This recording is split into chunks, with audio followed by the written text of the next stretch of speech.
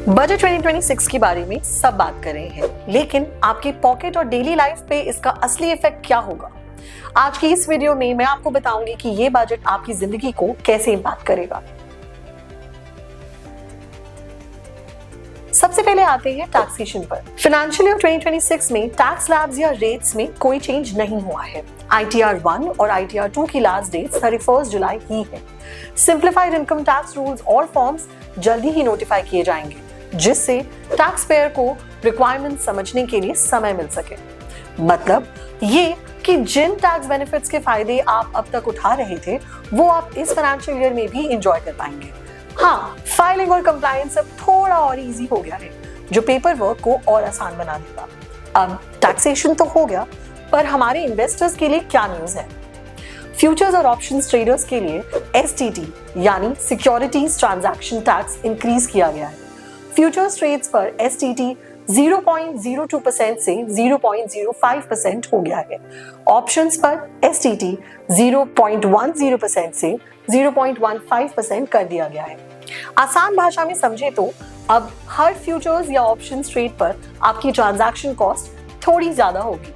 अगर आप फ्रीक्वेंट या शॉर्ट टर्म ट्रेड्स करते हैं तो ये एक्स्ट्रा कॉस्ट आपके ओवरऑल प्रॉफिट्स को इंपैक्ट कर सकती है। गवर्नमेंट का इंटेंट यहाँ क्लियर है, ओवर स्पेकुलेशन को थोड़ा और कंट्रोल करना और मार्केट को ज्यादा स्टेबल बनाना। सिर्फ ट्रेडिंग ही नहीं, बजट ने क्रॉस बॉर्डर पेमेंट्स में भी एक इम्पॉर्टेंट चेंज किया है, खासकर उन लोगों के लिए जो फॉरेन ट्रैवल, एजुकेशन या मेडिकल एक्सपेंसेस हैंडल करते हैं। ऐसे एक्सपेंसेस के लिए TCS रेट अब 2% कर दिया गया है। इससे पहले हायर TCS के चलते आपके पैसे टेम्पररी तौर पर ब्लॉक हो जाते थे, पर अब लोअर TCS का मतलब है बेटर कैश फ्लो कंट्रोल और ओवरसीज पेमेंट्स करते वक्त कम अपफ्रंट प्रेशर। चाहे अब आप ट्रैवल प्लान कर रहे हो, बच्चों की एजुकेशन के लिए पेमेंट या मेडिकल एक्सपेंसेस, अब आपके लिए ये राहत की खबर है। अब सवाल ये है कि इतने चेंजेस के बीच इकोनॉमी का ओवरऑल मूड क्या हो सकता है? गवर्नमेंट का कहना है कि इकोनॉमी स्टेबल है और प्रोजेक्टेड ग्रोथ अराउंड 7% के आसपास रहेगी। सिंपल शब्दों में, ना ही इकोनॉमी बहुत तेज भाग रही है और ना ही स्लो डाउन हो रही है। आपके लिए इसका मतलब ये है कि मार्केट्स में ग्रोथ के मौके भी और रिस्क भी ज्यादा आउट ऑफ कंट्रोल नहीं है। इसलिए लॉन्ग टर्म इन्वेस्टर्स यहां ज्यादा कॉन्फिडेंस के साथ इन्वेस्टमेंट डिसीजंस ले सकते हैं। इकोनॉमिक स्टेबिलिटी का एक और इम्पॉर्टेंट इंडिकेटर होता है फॉरेन इन्वेस्टर्स का कॉन्फिडेंस। तो आइए देखें कि वहां क्या चेंज हुआ है। फॉरेन इंस्टीट्यूशनल इन्वेस्टर्स के लिए इन्वेस्टमेंट रूल्स सिंप्लीफाई किए गए हैं। इंडिविजुअल इन्वेस्टमेंट लिमिट 5% से 10% कर दी गई है। ओवरऑल इन्वेस्टमेंट लिमिट 10% से 24% तक बढ़ा दी गई है। इससे इंडिया में long term foreign capital flow smooth होगा। आपके लिए इक्विटी मार्केट्स को स्ट्रॉन्ग सपोर्ट और बेटर लिक्विडिटी मिल सकती है। फॉरेन इन्वेस्टर का कॉन्फिडेंस बढ़ने का मतलब पॉजिटिव लॉन्ग टर्म सिग्नल। इस साल टेक्नोलॉजी और डिजिटल इंफ्रास्ट्रक्चर के लिए भी बजट ने एक स्ट्रॉन्ग मैसेज दिया है। डेटा सेंटर्स और क्लाउड सर्विसेज सेटअप करने वाली फॉरेन कंपनीज को 2047 तक टैक्स हॉलिडे मिलेगा। इससे इंडिया का टेक इंफ्रास्ट्रक्चर काफी स्ट्रॉन्ग होगा।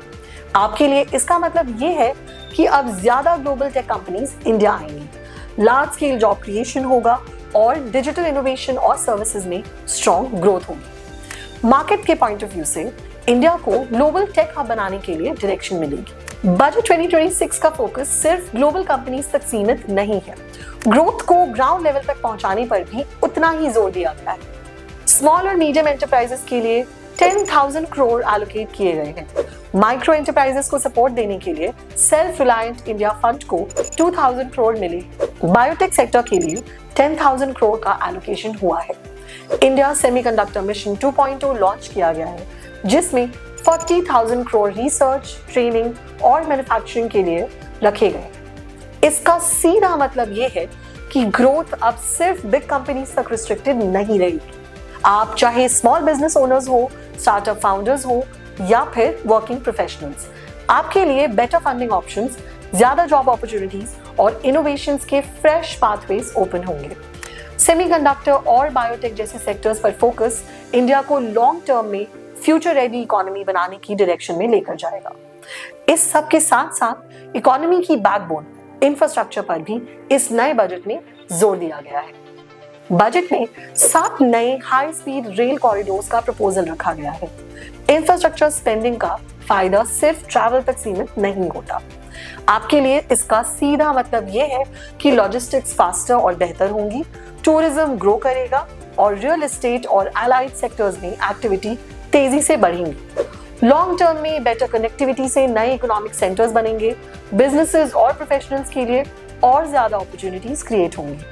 ओवरऑल यूनियन बजट 2026 का फोकस है ग्रोथ को सस्टेन करना, फाइनेंशियल रिस्क को मैनेज करना, लॉन्ग टर्म इन्वेस्टमेंट्स के लिए एक स्टेबल एनवायरनमेंट क्रिएट करना।